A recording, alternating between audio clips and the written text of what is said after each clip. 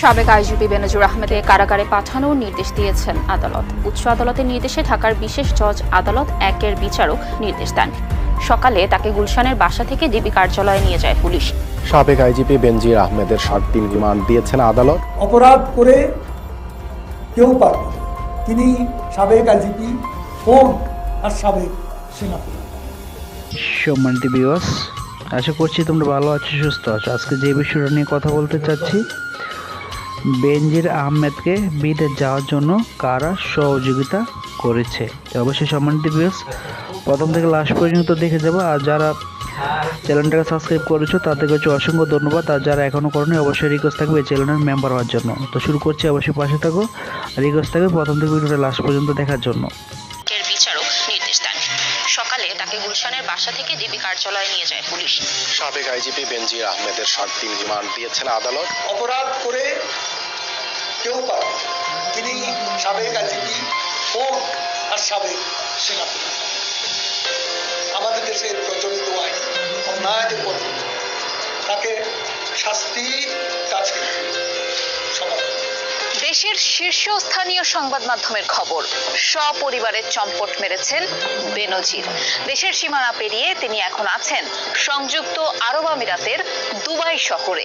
শুধু তাই নয়, বলা হচ্ছে যাওয়ার আগে দুর্নীতির অভিযোগ ওঠা সাবেক এই পুলিশ প্রধান তার ব্যাংক হিসাবে থাকা কারি কারি টাকাও ঝোলা ভরে তুলে নিয়ে গেছেন।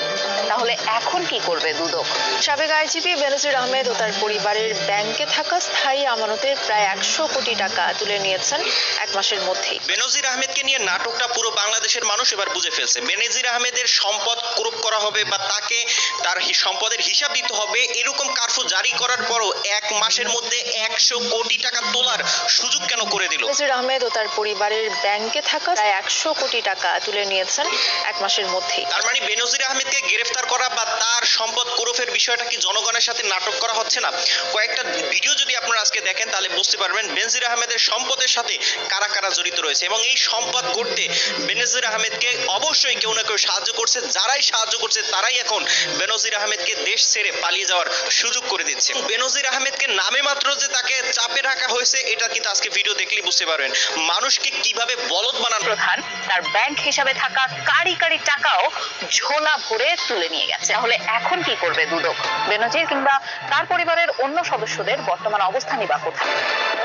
দুদকের অনুসন্ধানে বেরিয়ে আসা বেনজির ও তার পরিবারের অঢেল সম্পদ জব্দের আদেশের পরই দেশ জুড়ে ডালপালা মেরেছে আলোচনা। সামনে হাজারো প্রশ্ন। বেনজির দেশে আছেন কিনা এই নিয়েও ধোঁয়াশা সৃষ্টি হয়েছে। একটি সূত্র জানিয়েছে বেনজির পরিবার নিয়ে এখন দুবাইতে অবস্থান করছেন। আদালতের আদেশের আগেই তিনি দেশ ছেড়েছেন, নাকি এরপরে এই বিষয়ে কেউ মুখ খুলতে চাইছেন না? বক্তব্যের জন্য বেনজির আহমেদের সঙ্গে মোবাইল ফোন ও হোয়াটসঅ্যাপে যোগাযোগের চেষ্টা করা হয়, কিন্তু তারপরও তাকে পাওয়া যায়নি। বেনজিরের স্ত্রী এবং 1 কন্যা দুবাইতে থাকলেও অন্য কন্যাদের নিয়ে দেশেই আছেন তিনি। দুদকের অনুসন্ধানে বেনজির আহমেদ ও তার স্ত্রী, কন্যা এবং তাদের স্বার্থ সংশ্লিষ্ট বিভিন্ন প্রতিষ্ঠানের 33টি ব্যাংক হিসাবে তথ্য বেরিয়ে এসেছে।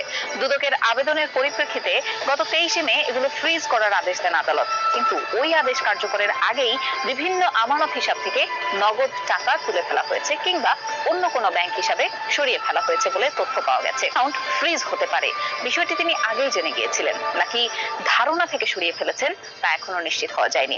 একই সঙ্গে এসব অ্যাকাউন্টে কি পরিমাণ টাকা ছিল সেটিও জানা যায়নি। বেনজিরের সম্পদের বিষয়ে যেসব সরকারি সংস্থা খোঁজ খবর রাখছে তাদের মধ্যে একজন ঊর্ধ্বতন কর্মকর্তা বলেন, গত সপ্তাহে তার অ্যাকাউন্টগুলো ফাঁকা করা হয়েছে। এর আগের অভিজ্ঞতা থেকে দেখা গেছে, যখনই কেউ বুঝতে পারেন যে তাকে ধরার চেষ্টা চলছে তখনই তিনি টাকা সরিয়ে ফেলেন। অবশ্য টাকা তুললেও নগদে রেখেছেন নাকি অন্য কারো অ্যাকাউন্টে জমা রেখেছেন সেটি বের করা সম্ভব। ব্যাংকের কয়েকজন কর্মকর্তার সঙ্গে কথা বলে জানা গেছে, সাধারণত ডকুমেন্টের ভিত্তিতে কাজ করে ব্যাংক। ফলে সুনির্দিষ্ট আদেশের কপি ছাড়া মৌখিক কোনো তথ্য কিংবা গণমাধ্যমের খবরের ভিত্তিতে কারো অ্যাকাউন্ট থেকে টাকা তুলতে বা হস্তান্তর না করতে দেওয়ার সুযোগ নেই। কেননা আদালত কারো অ্যাকাউন্ট ফ্রিজের আদেশ দিলে পরে স্থগিতাদেশও দিতে পারেন। এসব ক্ষেত্রে কোনো ব্যাংক টাকা তুলতে না দিলে ব্যাংকই বিপদে পড়বে। বেনজিরের বিষয়ে আরেক ব্যাংক কর্মকর্তা বলেন, সাধারণভাবে এই ধরনের ব্যক্তির বিভিন্ন পর্যায়ে নিজস্ব লোকজন থাকে, ফলে গোপনে বেনজিরকে তথ্য দেওয়া হতে পারে। আবার পত্রিকায় লেখালেখি এবং দুদকের কার্যক্রমের ফলে এমনিতেই তিনি টাকা সরিয়ে ফেলতে পারেন। সাধারণত এসব ক্ষেত্রে নগদে তুলে বিশ্বস্ত কারো কাছে এগুলো রাখা হয়। বেনজির ও তার স্বার্থ সংশ্লিষ্ট সংশ্লিষ্ট ব্যক্তি ও প্রতিষ্ঠানের অ্যাকাউন্ট থেকে লেনদেন প্রোফাইলের নিয়ম মেনে হয়েছে কিনা।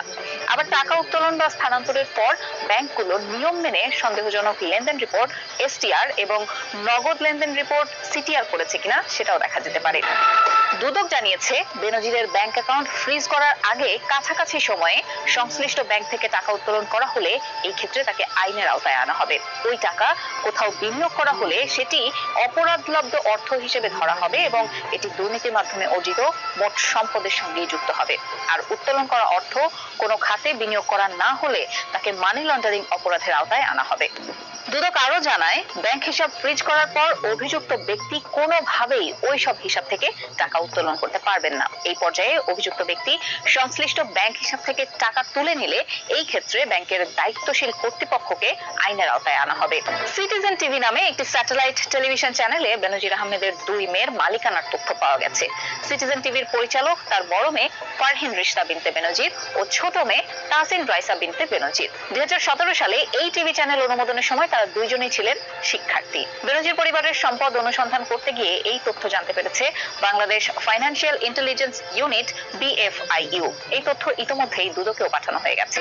2017 সালে সিটিজেন টিভি অনুমোদনের সময় র্যাবের মহাপরিচালক ছিলেন বেনজির আহমেদ। তখন তার বড় মেয়ে ফারহিন রিশতা বিনতে বেনজির নর্থ সাউথ বিশ্ববিদ্যালয়ের শিক্ষার্থী ছিলেন। সিটিজেন টিভি অনুমোদনের সময় অন্যতম একটি শর্ত ছিল 1 বছরের মধ্যে এটিকে সম্প্রচারে আসতে হবে। আর পূর্ণাঙ্গ সম্প্রচারে যাওয়ার আগে এবং পূর্ণাঙ্গ সম্প্রচারে যাওয়ার পর 2 বছর পার না হওয়া পর্যন্ত কোনো শেয়ার হস্তান্তর করা যাবে না। দুবাই, কানাডা ও যুক্তরাষ্ট্রে বেনজির আহমেদ এবং তার পরিবারের কোনো সম্পদ আছে কিনা সেই তথ্য অনুসন্ধানের অনুরোধ জানিয়ে BFIU-তে চিঠি দিয়েছে দুদক। দুদকের অনুরোধ বিবেচনায় নিয়ে এসব দেশের কাছে তথ্য চেয়ে চিঠি দিয়েছে BFIU। প্রাথমিক অনুসন্ধানে এসব দেশের সম্পদ পাওয়া গেলে পরবর্তী সময়ে ব্যবস্থা নেওয়া হবে। এই ক্ষেত্রে মিউচুয়াল লিগ্যাল অ্যাসিস্ট্যান্স রিকোয়েস্ট বা MLAR এর আওতায় তথ্য চেয়ে চিঠি দেবে সরকার। BFIU এর একজন কর্মকর্তা বলেন, দেশের বাইরের সম্পদ আছে কিনা তা জানতে চেয়ে কয়েকটি দেশে চিঠি দেওয়া হয়েছে। এসব দেশ থেকে কোনো তথ্য পেলে পরবর্তী ব্যবস্থা নেওয়া হবে। কেননা প্রাথমিকভাবে পাওয়া গোয়েন্দা তথ্য সাধারণত আদালত বা অন্য কোনো সংস্থার কাছে আনুষ্ঠানিকভাবে উপস্থাপন করা যায় না। ফলে কোনো দেশে তার সম্পদের তথ্য পাওয়া গেলে পরে ML এর আওতায় সরকারের পক্ষ থেকে আনুষ্ঠানিকভাবে আবার তথ্য চাইতে হবে। এরপর পাচার হওয়া অর্থ ফেরত আনার ব্যবস্থাও করতে হবে। তবে একবার কেউ পাচার করলে তা ফেরত আনা অনেক জটিল। এখন পর্যন্ত খালেদা জিয়ার ছোট ছেলে প্রয়াত আরাফাত রহমান কোকো ছাড়া কারো পাচার করা অর্থ ফেরত আনার কোনো নজির নেই। আলিশান এই ভবনের 13 তলায় স্ত্রী সন্তানদের নিয়ে থাকতেন পুলিশের সাবেক IGP বেনজির আহমেদ। কিন্তু গেল কিছুদিন ধরে এই বাসায় আসা যাওয়া নেই তাদের। কোথায় আছেন তাও জানেন না কেউ। সম্প্রতি বেনজির আহমেদের পাহাড়সম দুর্নীতির অভিযোগ গণমাধ্যমে প্রকাশ পেলে অনেকটা চাপে পড়ে ব্যবস্থা নিতে বাধ্য হয় দুদক। সেই প্রেক্ষিতে বেনজির আহমেদের সম্পত্তি ও ব্যাংক অ্যাকাউন্ট জব্দের আদেশ জারি করেন আদালত। এরপর থেকে টক অব দ্য কান্ট্রিতে পরিণত হয় সাবেক এই পুলিশ প্রধানের ইস্যু। কিন্তু এই ঘটনার পর থেকে কোথাও দেখা যাচ্ছে না তাকে। গুঞ্জন উঠেছে স্ত্রী সহ দেশের বাইরে অবস্থান করছেন তিনি। গুলশানের বাসায় গিয়ে পাওয়া যায়নি তাকে।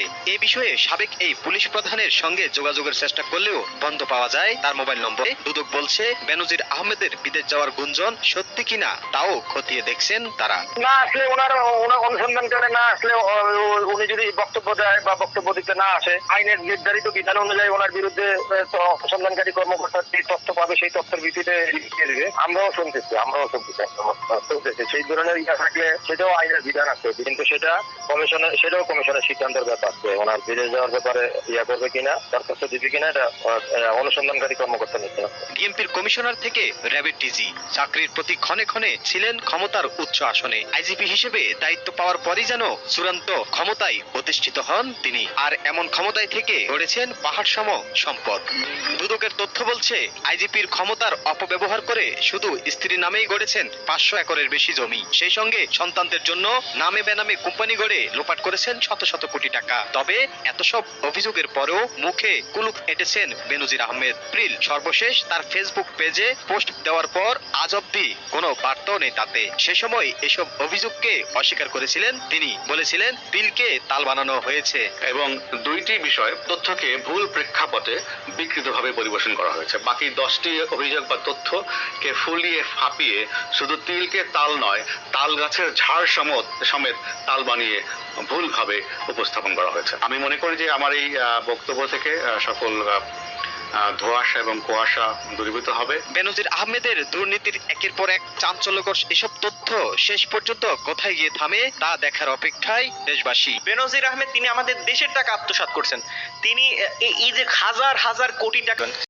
আপনারা কমেন্ট সেকশনে এইটা জানায়েন যে বেনজির আহমেদকে গ্রেফতার করার যে নাটকগুলো আমাদের সামনে করা হচ্ছে এই ঘটনার পিছনে আসলে কারা কারা জড়িত থাকতে পারে আপনার মনে হয় কমেন্ট সেকশনে লিখে যান যদি আপনার সাহস থাকে। ভালো থাকবেন সবাই, আসসালামু আলাইকুম ওয়া রাহমাতুল্লাহ। সম্মানিত ভিউয়ার্স, তোমরা দেখতেই পারছো যে বেনজির আহমেদ তিনি হচ্ছে দেশ ছেড়ে পালিয়েছে আর দুবাইতে অবস্থান করছে বেনজির আহমেদ। তো অবশ্যই তোমাদের রিকোয়েস্ট থাকবে ভিডিওটার মাঝে কমেন্টস করার জন্য। বেনজির আহমেদ সে একজন বাংলাদেশের পুলিশ কর্মকর্তা। তো অবশ্যই রিকোয়েস্ট থাকবে কারা কারা হচ্ছে বেনজির আহমেদকে এই সাহায্য করেছে বাংলাদেশ থেকে বিদেশ যাওয়ার জন্য। আশা করছি তোমরা যদি জেনে থাকো অবশ্যই কমেন্ট বক্সে লিখতে বলবো না। সবাই ভালো থাকবো, সুস্থ থাকবো। আজকের মতো বিদায় নিচ্ছি।